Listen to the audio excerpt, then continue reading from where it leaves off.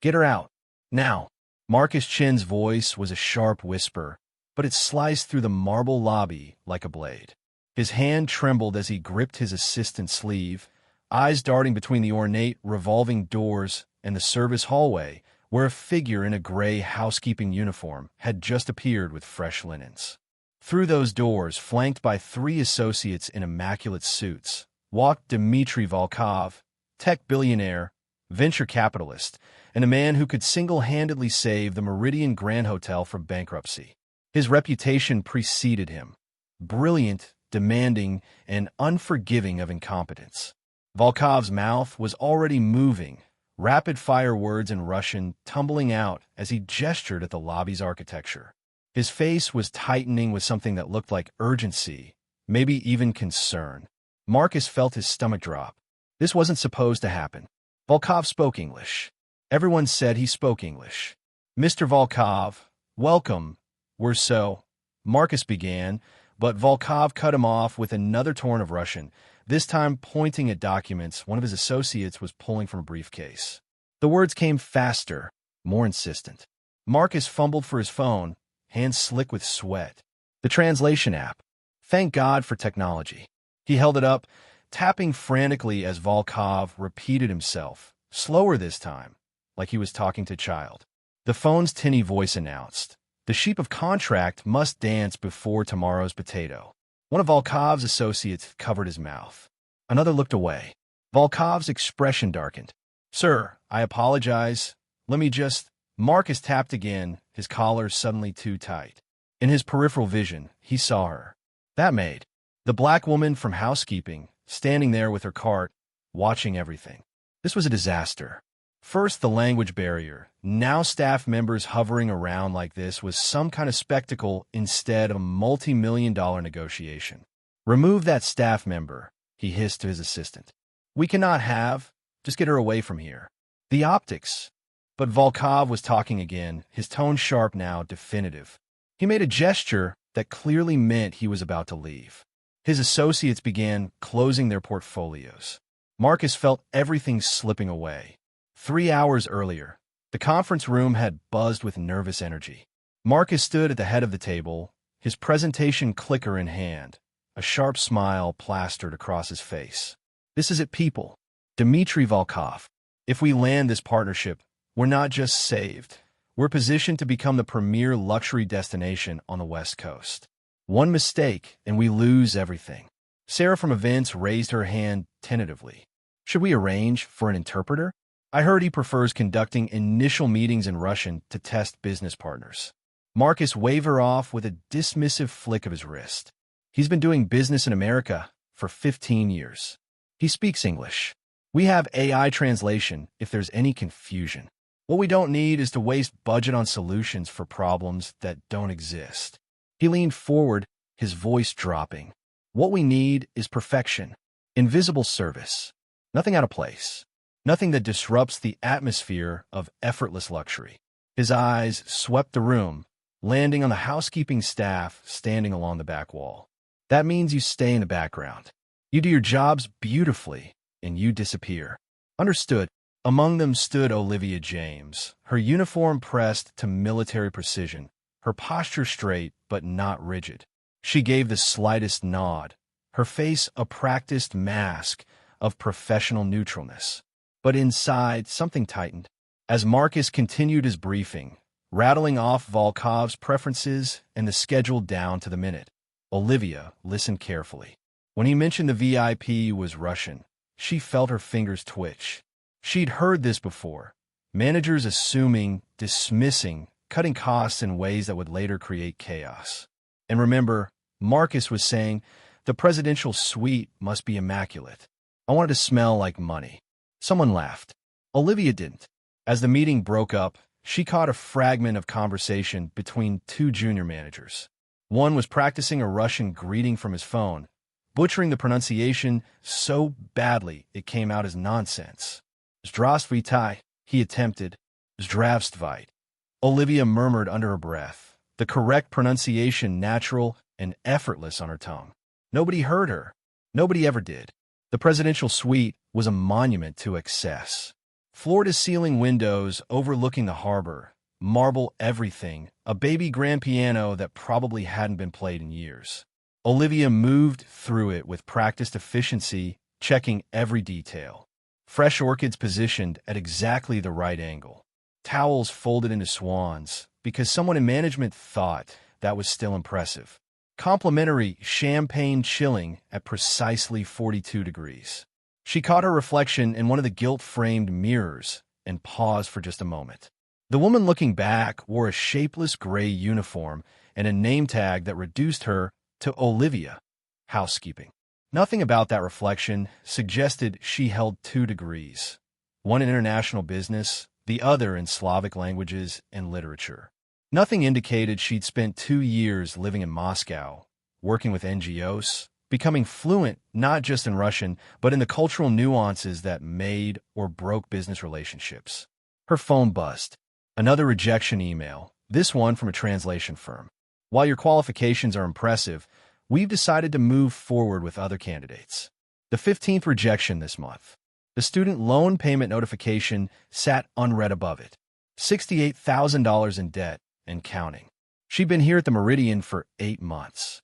It was supposed to be temporary, just something to pay bills while she interviewed for positions that matched her education. But temporary had a way of becoming permanent when you were invisible. Last month, she'd mentioned to a supervisor that she spoke Russian, offered to help with international guest communications. The supervisor had smiled, that smile that never reached the eyes, and said, "That's wonderful, Olivia. But let's focus on what you were hired to do, shall we?" 2 weeks ago, she'd overheard a mistranslation that had offended a German businessman. She considered saying something, decided against it. The last time she'd overstepped, she'd been written up for not staying in her lane. So she'd learned. Keep your head down. Do the work. Stay invisible.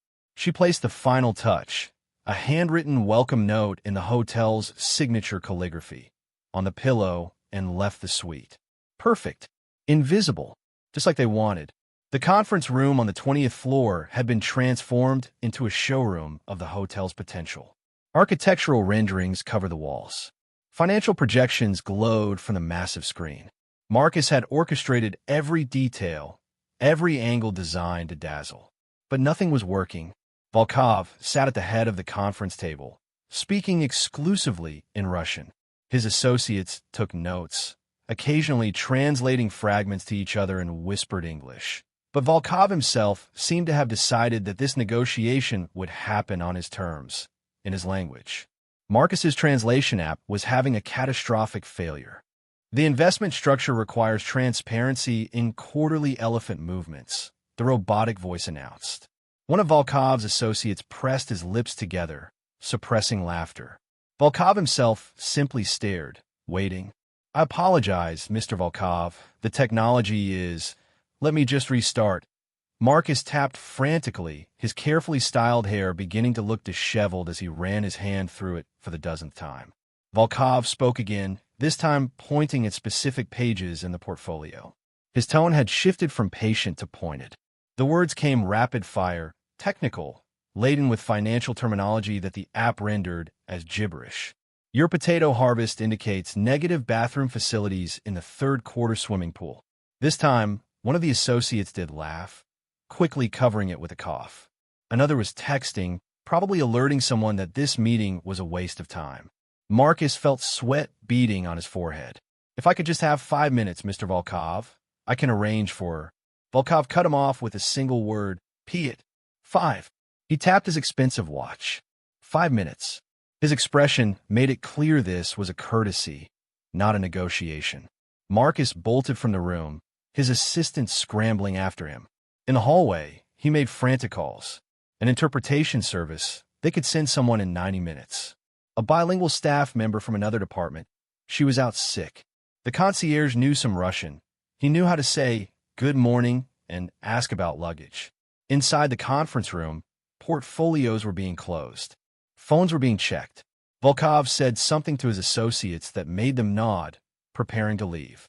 For minutes, Marcus burst back in, his smile now looking more like a grimace.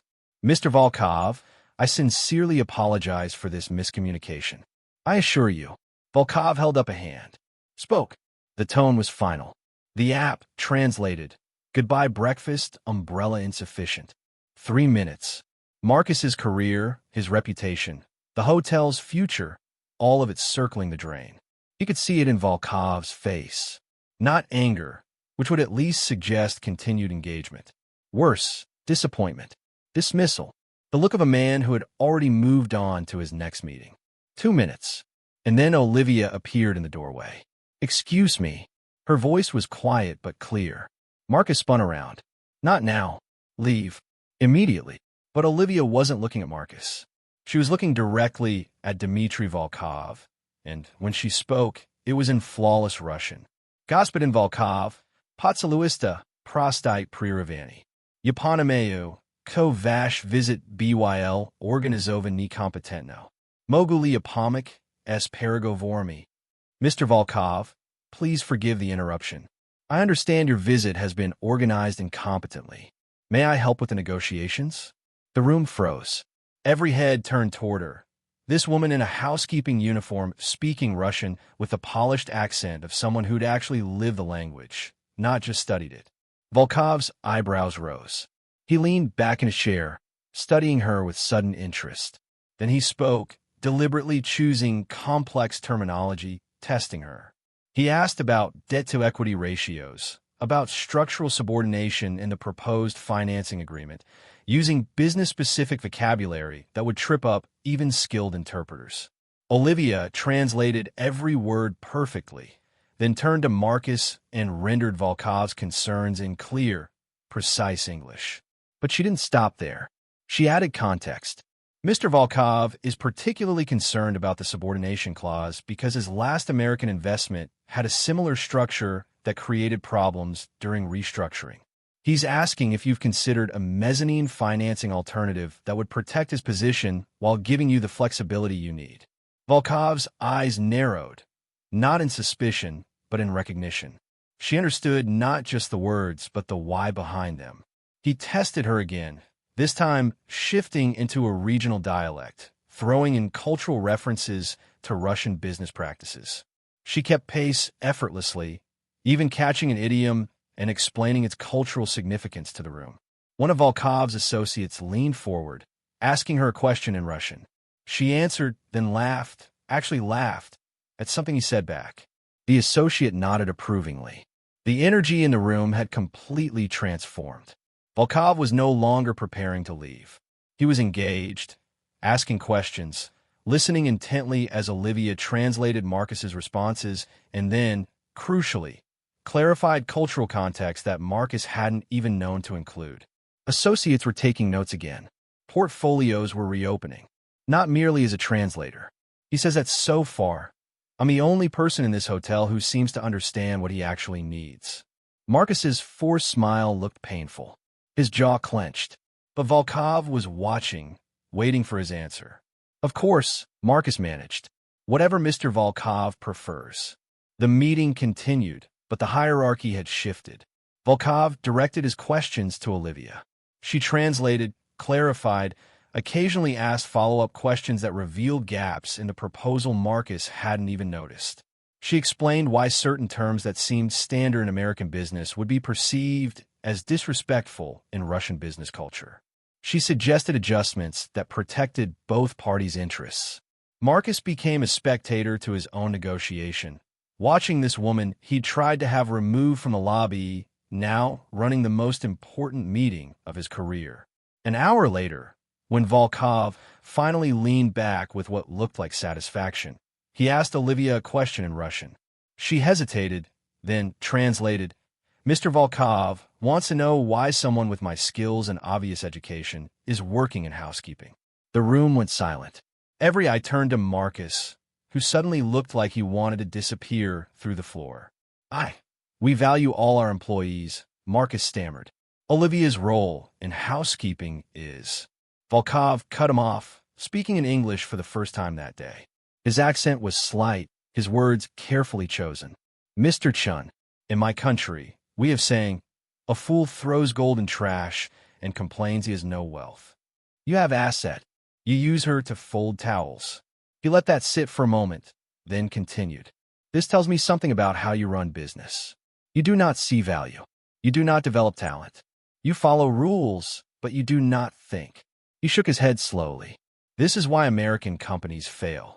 Marcus tried to reassert control, his voice tight. Olivia, just translate what I say. Don't add your own commentary. She turned to him with that same practiced, neutral expression. With respect, Mr. Chun, I'm not adding commentary. I'm providing cultural context.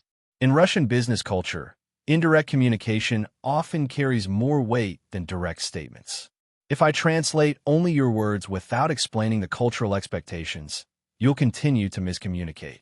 Volkov spoke, and this time he was looking directly at Olivia, not Marcus. She translated for the room. Mr. Volkov asks that I remain as a participant in this discussion. Marcus opened his mouth, closed it. No response existed that wouldn't make things worse. Volkov reached into his jacket and pulled out a business card, handing it directly to Olivia. My company looks for people who understand multiple worlds. Culture, language, business. We have position in International Development Division. If you're interested. Before Olivia could respond, Marcus jumped in, desperate. Of course, we'd also like to discuss Olivia's future here at the Meridian. Perhaps a promotion to our International Guest Services Department. Olivia looked at the card in her hand, then at Marcus. His offer was transparent, reactive, an attempt to save face. 3 hours ago, he'd wanted her removed from the building. Now he was offering a promotion. She smiled, polite and professional. Thank you, Mr. Chun. I'll consider all my options carefully. The meeting wrapped up with Volkov agreeing to move forward, pending some revisions Olivia had suggested. As everyone filed out, Marcus lingered, attempting to corner Olivia with more promises, more desperate reassurances about her valued place on the team. She excused herself politely, card still in her hand, and left him standing there. 6 months later, Olivia James stood in the same hotel, but everything had changed. She wore a tailored suit now, her business card reading Director of International Relations and Cultural Integration, Volkov Global Ventures. She was here for a site visit, evaluating the Meridian's progress on the partnership. Marcus greeted her in the lobby, professionally cordial, perhaps a touch nervous. The hotel had implemented several changes based on her recommendations. They'd started a talent development program to identify multilingual staff and employees with untapped skills.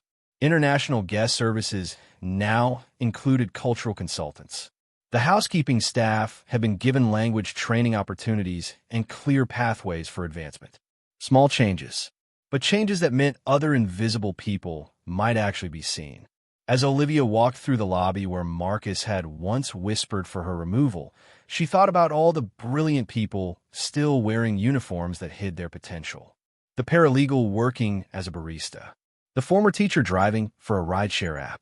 The engineer stocking shelves at midnight. How many geniuses were invisible right now? Their talents buried under assumptions about who belonged where, who looked like what, who could possibly know something important. The question wasn't whether they existed. They did everywhere, working jobs that paid the bills while the world overlooked them. The question was simpler and harder. Who are you not seeing?